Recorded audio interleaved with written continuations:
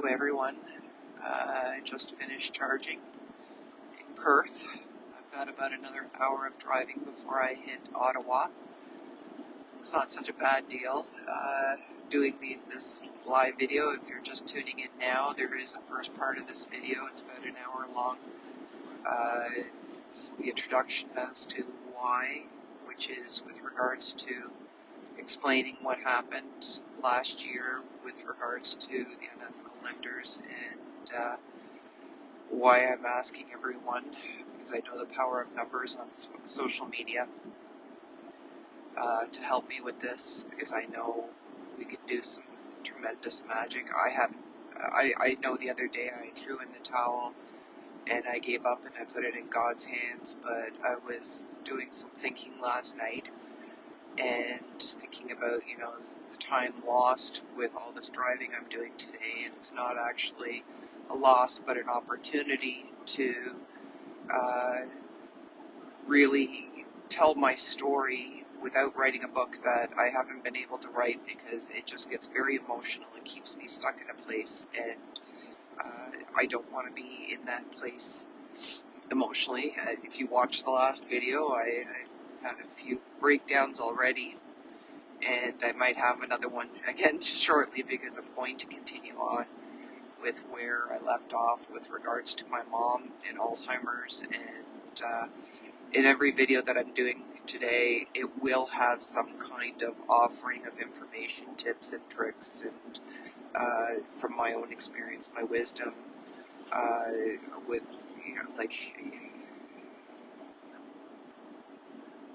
Alzheimer's is a brutal disease. There's only one other one that I think is worse, and that's ALS, Lou Gehrig's disease. And I've had friends who are on Facebook, their mom had it. I am a trained hospice volunteer, and they said that the two main diseases right now are not cancer, but Alzheimer's and ALS, and that was my training back then. I don't know what the numbers are now, but I'm sure they're not much different.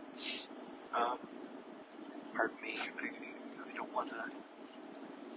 It's because I've been crying and I am sick. I'm driving and I'm talking and I'm just trying to get my entire story out without having to write the book, without anybody having to buy the book. This will be edited down later. I am doing this live because I know there's interactions, there's going to be questions. When Victoria joins me later, she's agreed to talk with me about this. It's going to become more of an opportunity to ask questions or do comments. She can read out the comments to me. We are going to have a conversation. She joined our lives back in 2017 out of nowhere, and she knows more than most people with regards to what we went through. She lived it with us. She became my right hand, and now I've talked about her in one of my recent previous videos. She's moving on to the next part of her life, and I'm helping her with that, and there's a special reason why I'm doing this drive, and he might take over the show, I don't know. I don't know if this is going to be so much entertaining as it is information and sharing and being transparent about my life, and I know, as I said before, I have an extraordinary life. It's very ordinary with a lot of extras in it, and it is a close friend of mine who knows what's going on. If life was a merry-go-round, it would be boring, but it's more like a roller coaster, so you have those ups and downs, and makes it more exciting and something to talk about. And I definitely, I've written, back when I was really writing a lot, I wrote a piece called Roller Coasters and Rodeos, or Rodeos and Roller Coasters, and that is definitely what my life was like, especially, excuse me, especially when Heidi was sick. It was very, very up and down and all around, and I felt like I was being bucked by a bronco.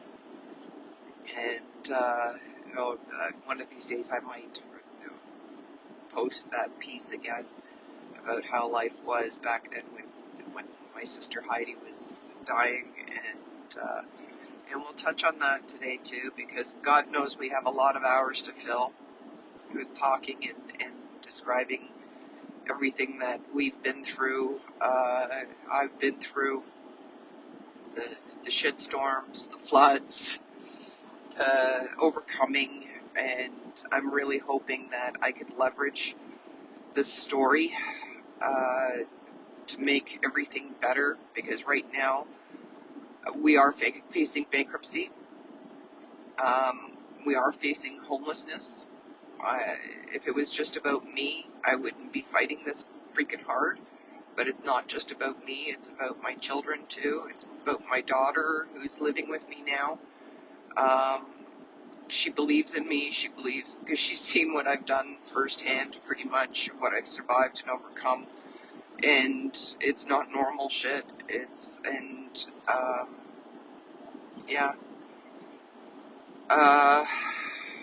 Going back to my mom's death,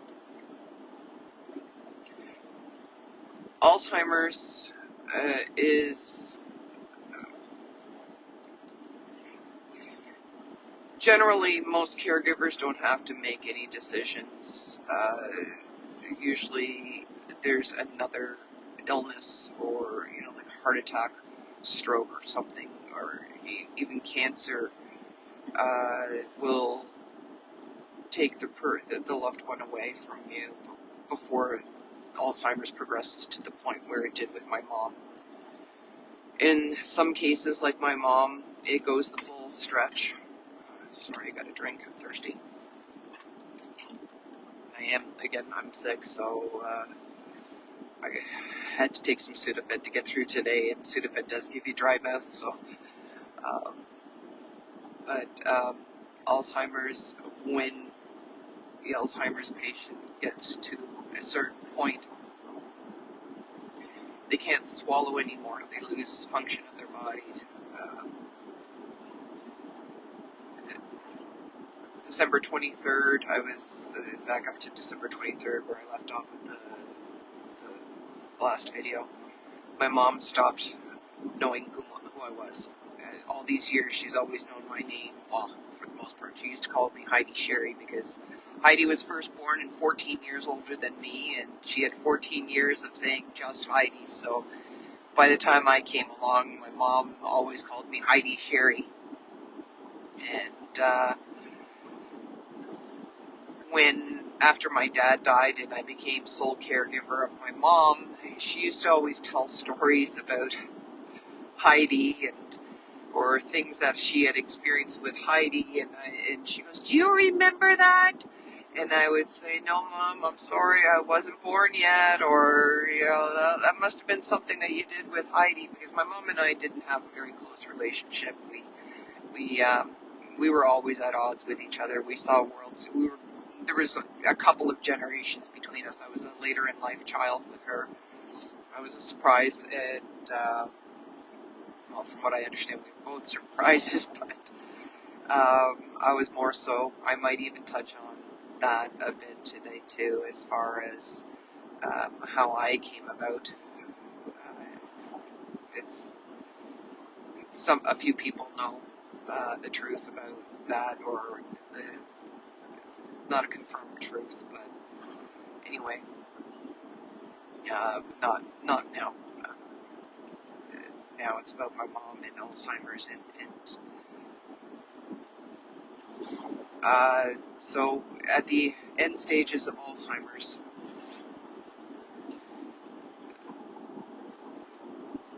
the Alzheimer's patient can no longer wants food to begin with.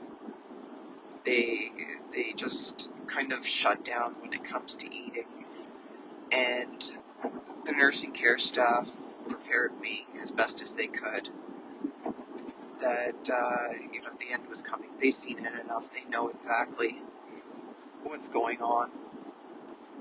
And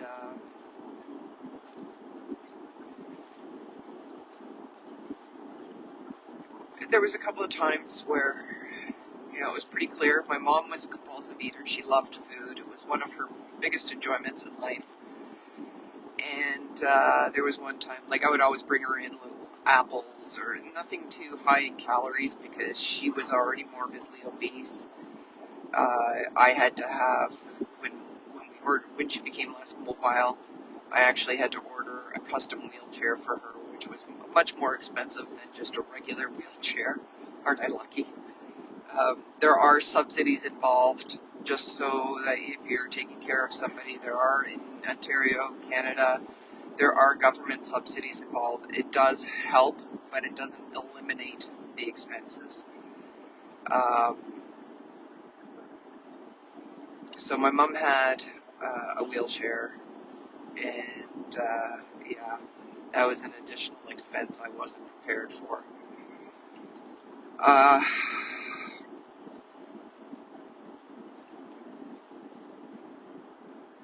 A few months later, after, she was sitting in her wheelchair. So in May, and I brought her in some apples. One of the PSWs walked in, and my mom used to have this thing. She would always call, and she said it in German. That's going up. She would mistake the PSWs who were trying to help her and take care of her as gypsies, because back in her day, those were one of the bad people during her childhood. They would come and take things from the Roma. I think that's the term that they threw. She knew them as gypsies, and that's all I was raised with. And Zigeuner, or unfortunately, my mom was raised during Hitler's propaganda and World War II, Depression era, all of that stuff. So there was a lot of brainwashing and propaganda, not dissimilar to these times that I recognize going on. I listened, when I was a child, I listened to a lot of the stories from the family and friends that would gather, and I'm hearing echoes of the past right now. And that's all I'm going to say about today's political situation. Just thank God every day that my parents chose Canada. Anyway, my mom, one of the PSWs walked in, and my mom had one of these apples in her hand, and she whipped it at the PSW as opposed to eating it. And she had a pretty good throw too. I was pretty impressed. But fortunately, she didn't get the PSW. No harm was done. But the PSWs, with years of experience, they know to expect the unexpected with their Alzheimer's patients. I cannot praise them enough. Cawthra Gardens was one of the best, and it still is one of the best public care homes in the Peel region where we live. They have a waiting list a mile long. We were very fortunate that she was able to be moved there in the end. It was always my goal to get her in there if we had to go that direction. It had been for years. I had done my research for years. When my dad was diagnosed with cancer, I had to start making very responsible decisions as a sole caregiver to not mentally well adults. We'll talk about hoarding disorder today too. God, we got so much to talk about. I got to start picking up the pace just as far as what I'm talking about, because there's just so much. My 55 years. I'll be 56 in June. Anyway, so my mom started rejecting food. And that was one sign that she was very much on the decline and became rapid decline. And then the home called me up early June and said that she stopped swallowing, started spitting her food out, and she's not drinking or eating. And they gave me the decision to, I had no choice. There was nobody else. I don't know, somewhere in somebody's infinite wisdom that they decided that I was the responsible one to be carrying such a heavy load all by myself, with decision making, and I was the irresponsible black sheep. I was, according to my parents, the lazy one, couldn't be trusted with anything. I know there's people out there that understand that, but I became that responsible one by default. My sister died at 54 years of age. Now it'll be 15 years ago. And, we never planned for that. I always thought she would be the one, because she's the older one. She was the more wise one. She didn't have young children or anything like that to be concerned about, or, half the crap that I had going on. But she had her own crap. But when she passed away, I had to take on everything, including how my mom was to pass. And I was only given two options. And I've mentioned this before in a previous YouTube video, a moment about my mom.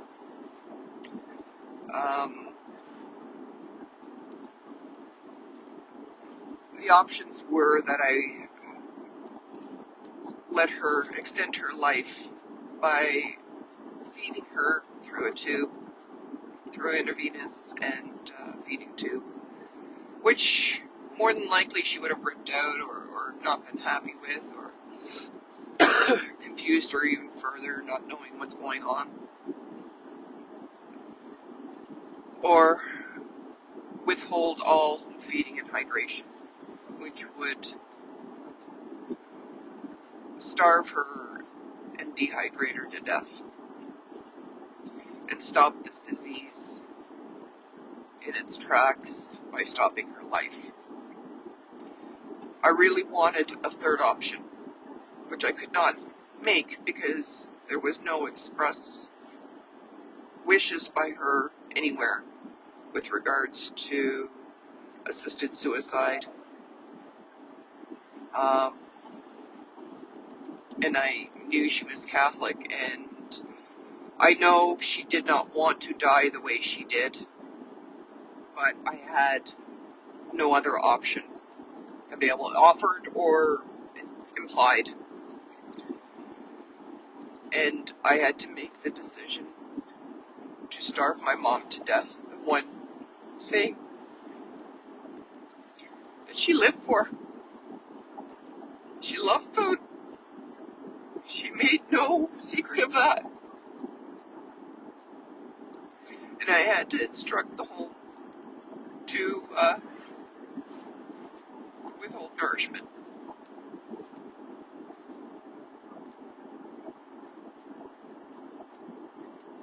I was there. I was there the day she passed away. It was just her and I in the room at the time. I watched how she struggled.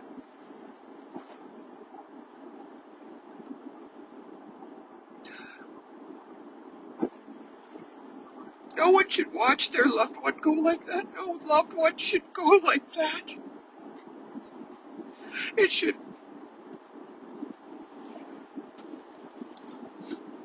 Nobody should be responsible for that kind of death.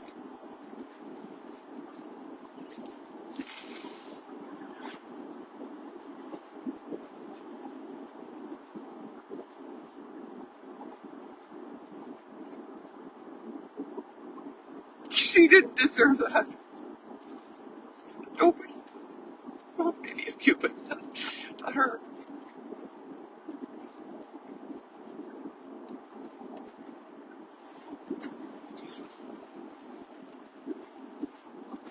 So, please, go to my link tree, go find the spot down in the, shine some light on, I can't remember what I titled the section in my link tree, but please support Dying with Dignity. Please support the Alzheimer's Society.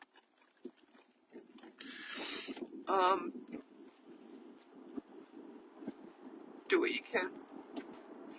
It doesn't take a lot to click, fill out information and maybe shoot a few dollars to support them.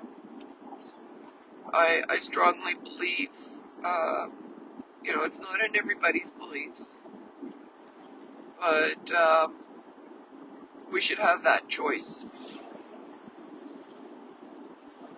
We should have that option. My mom was too far gone by the time she was diagnosed to make her wishes known and be legally binding.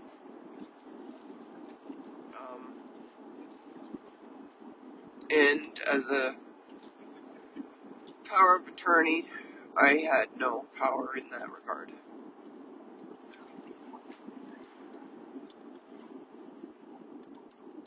The wheelchair is funny, not funny. It's actually not funny at all. The day before she passed away, I finally made the last payment on that wheelchair. And I found out afterwards it had no, I paid all that money to it, had no value. I couldn't sell it. I even tried to sell it used back to, but yeah, no.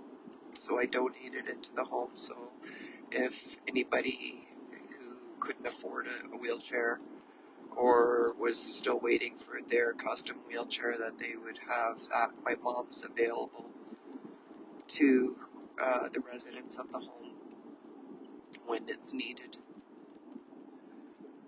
So I was going through paperwork and stuff like that. I found the receipt of the wheelchair, and then a few days later, there's the receipts for her cremation, and here I am trying to manage with everything, with barely any bookings. Last summer was such a fucking shit show for Sobel. I had barely any bookings at all. I had July and August mostly booked, but that was it. I'm open from April till November, and July and August, those were my only bookings. I got to enjoy the cottage a lot. Just not the way I needed it to last year.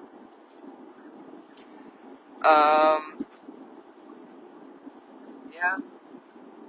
So after my mom died, I'm, trying to deal with all the implications, that responsibilities that go with along with her passing.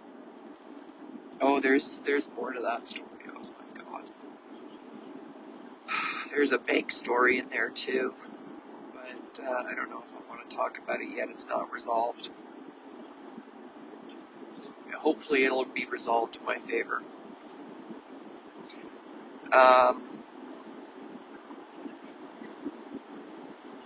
I'm half an hour away from my destination. Anyway, so the mortgage that eventually got renewed, that I'm dealing with while I'm dealing with my mom's passing and all the paperwork and all that stuff, that eventually got reduced from $8,500 a month to well, I might as well just round it up. It's close enough. $8,000 a month for my house.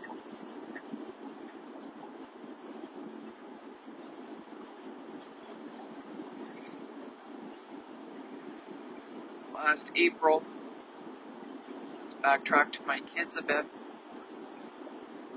My younger two children have been living in Elliott Lake since May of 2021.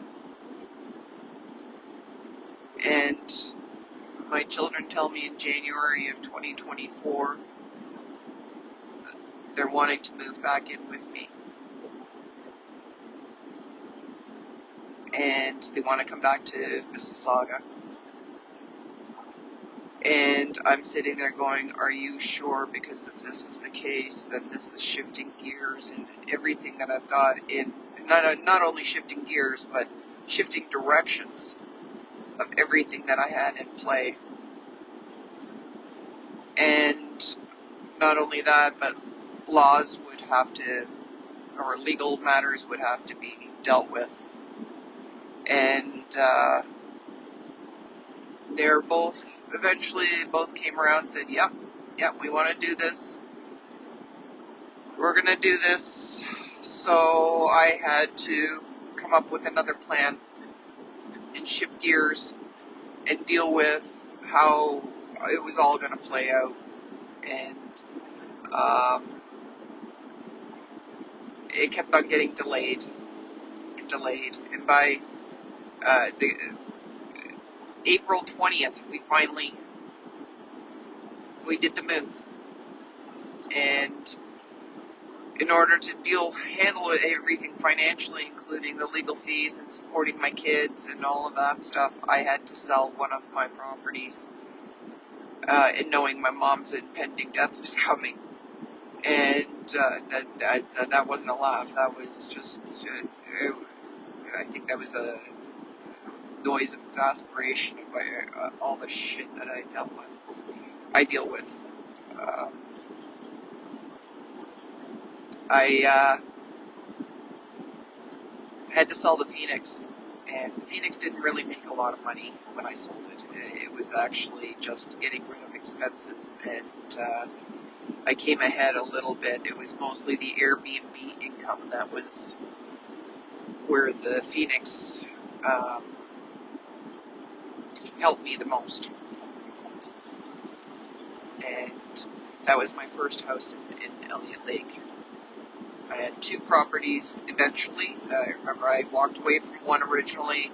So there was two that I bought originally, walked away from one of those two, and then after I sold my mom's house, I bought one in Elliott Lake to not only give me access to my children more frequently, because one property wasn't enough. If that was booked, I wouldn't be able to see my kids. Excuse me. So I had to have a second one to A, help me see my kids, B, help me support my mom. So it was another income generating property, and that's how I ended up with the Griffin. I thought by that time when I purchased that one that we're done with COVID lockdowns and all that crazy shit that went with making Airbnbs illegal to operate during lockdowns. COVID did a lot of damage, a lot of financial damage with Airbnbs and RV rentals, because I did have the RV until I think I sold it in 2023, early 2023. So I gave up.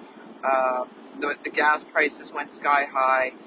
COVID lockdowns, it just got to the point where I was so frustrated. So I sold the RV, and that's when the Tesla came in, because ironically I couldn't, I thought, if I can't rent out Airbnbs, there's no point in actually buying another one. So I bought the Tesla, thinking I could rent it out, which I did, on Turo. If you have a vehicle that fits into the criteria, I'm going to help. Here's my little helpful tip. If you have a vehicle, you need an extra income, and you're working from home, and you have a car just sitting in your driveway, or you want to buy another car to generate an income, Turo is a very good way of generating income with what's normally just an expense.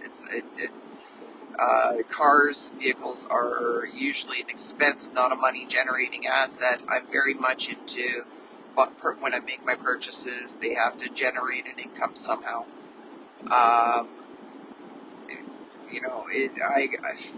That's why I do Uber now.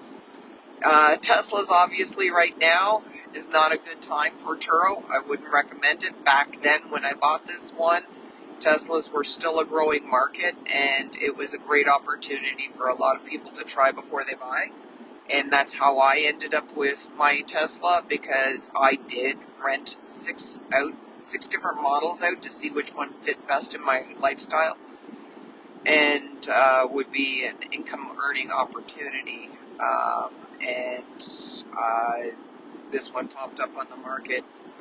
The previous owner is a friend of mine here on Facebook. I don't know if he follows me at all.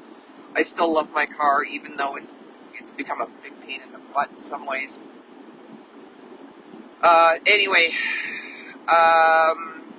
if we're going to talk about income generating, the RV was a fantastic income generating opportunity for me to help support my mom, but because of the lockdowns and we weren't allowed to travel for a while interprovincially, we weren't allowed to move around, we couldn't go across the border, so all traveling was within the Ontario boundaries.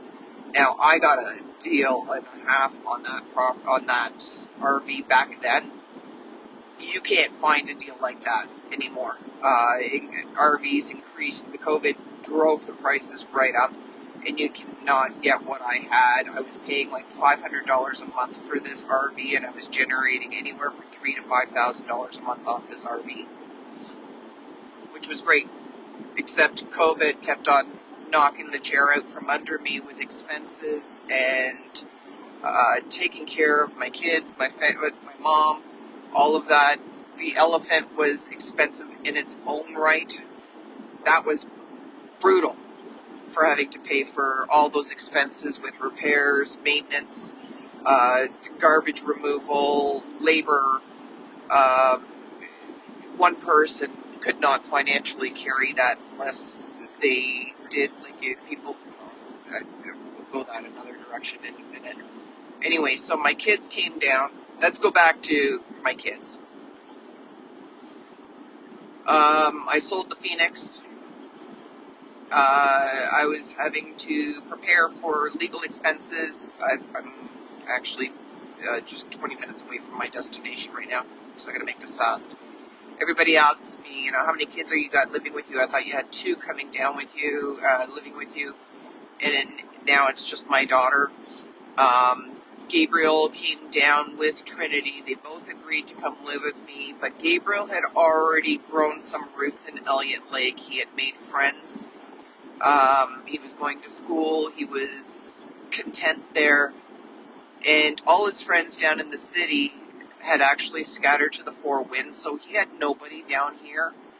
And it was quite the challenge for him to adjust to living back in the city again. So within 2 weeks, he was back in the north again, living with his father, and we will touch on how Elliott Lake, his father, all of that stuff came about. I will not just touch on it. I am actually going to delve deep into the truth of what happened in 2017, because I've touched on it, I've talked about it, but there's still a lot of misconceptions out there.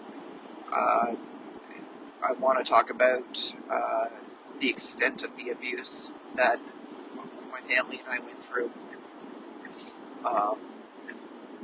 But anyway, I now became, in April of 2024, I became a single parent and sole caregiver. Single parent to my daughter, and sole caregiver other than the nursing home with my mom.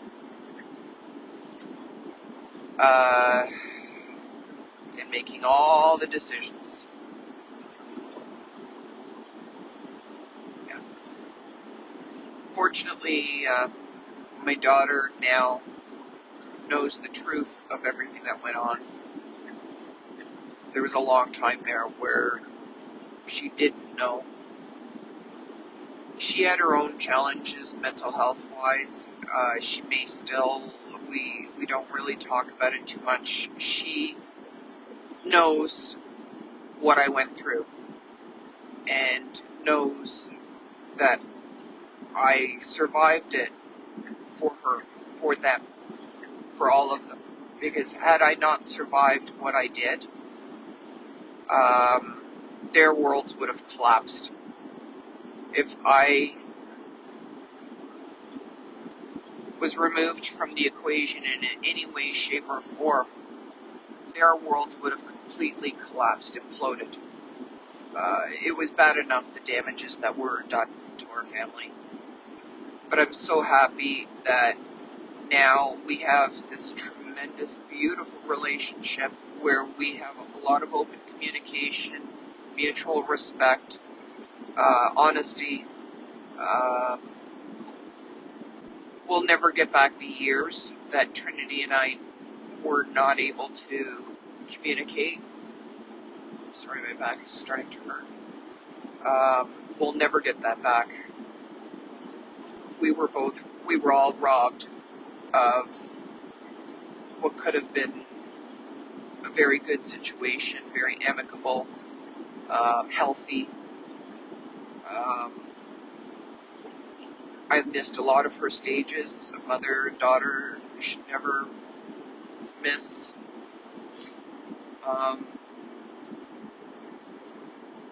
But that wasn't just about us being separated. The elephant had a lot to do with that too. The circumstances that I was dropped into, the responsibilities. I was sole provider for my family. I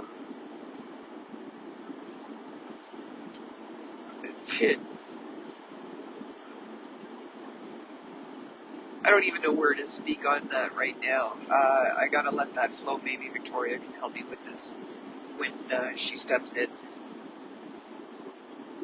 If there's anything that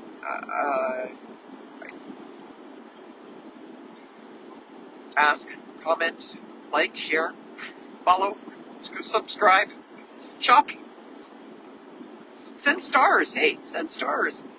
I'm capable of accepting stars. I am 18 minutes away from my destination.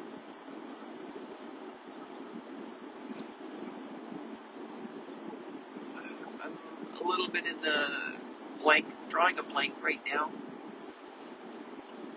RV Easy was the platform I used for the RV to rent it out.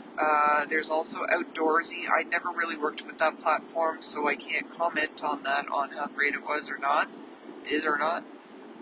If you want a RV and you're willing to rent it out, again, it takes a lot of balls. I did a lot of research before. I needed the RV for myself, for our own. Okay, here we go back to my mom and my mom's care and the work I do. I needed an RV because of my mom's Alzheimer's. I couldn't drag her around because I was scouting properties all over Ontario. Excuse me, for tax sales. Now, if you want help with, let me self-promote a little bit here. If you want help for tax sales, I am willing to discuss it and coach somebody on how it's done and help them on how to do it and do the research and things like that. I am willing to drive to do scouting locations when there is one that comes up that is interesting.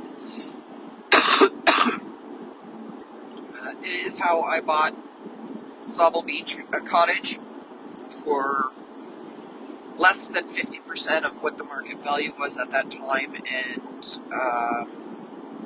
same with Elliott Lake. Phoenix was purchased for a lot less than 50% of the market value, I think, at that time, if I can recall.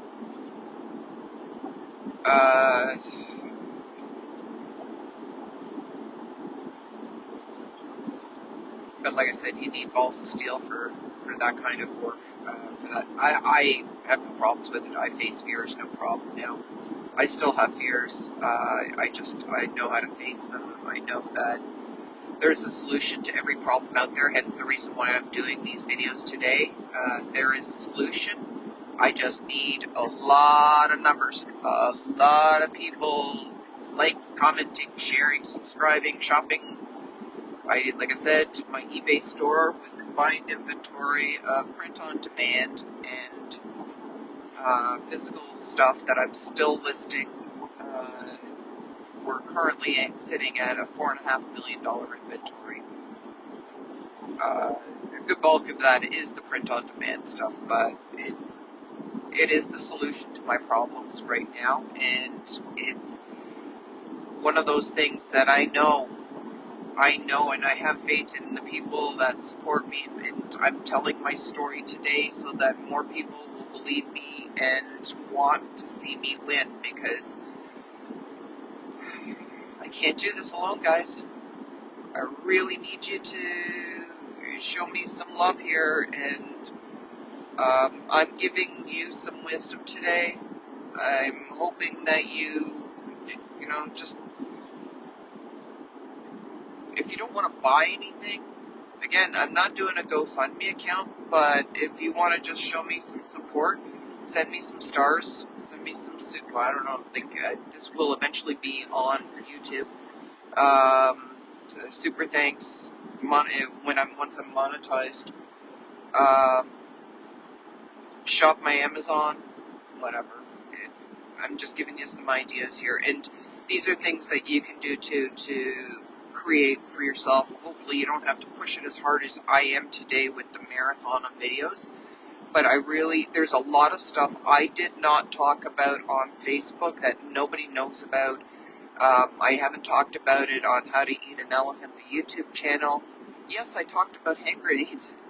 Did I talk about, I probably did talk about how I lost half my family over hand grenades, and we'll talk about that today.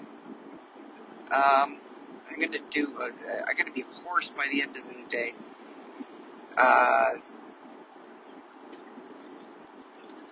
I don't know how many of you are going to be watching this that remember the story of the hand grenades and the elephant, but if you haven't heard the story, you're going to love it. You're going to love it. Just know, if you're ever dealing with an estate property, always be prepared for some form of weapons or explosives, especially if it's somebody who was a military memorabilia not fanatic, but collector, let's say. And I know I've talked about that story quite a bit. The elephant was, I think that's when people really started paying attention to my story, when I started talking about the hand grenades. We'll get to that later. I'm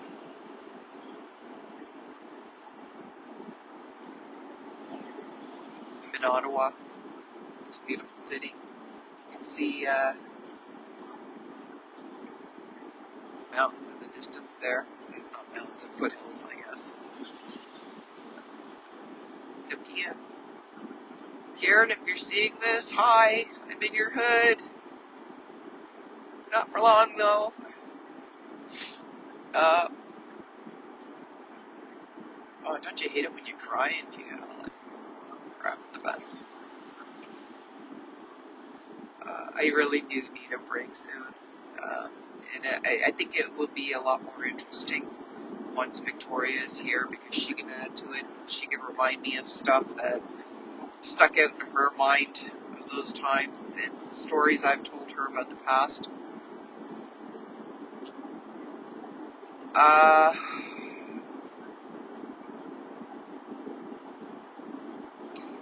Here, why don't we go all the way back to where my parents grew up, so that'll give you some background of the elephant and what causes hoarding disorder. My father was a Slovenian-born ethnic German from the area that is now known as Kočevje, Kocebeje in Slovenia. Back then, when he was there, is Gottschee, Gottschee. He was an ethnic German that lived in a linguistic island and of a 600-year-old version of Old German that was never really altered by the outside world. It has a very unique history, and And at one point, I was very passionate about preserving the history and the heritage, and I was stage performing with my Alpine cowbells, very active in the community. I grew up in the community,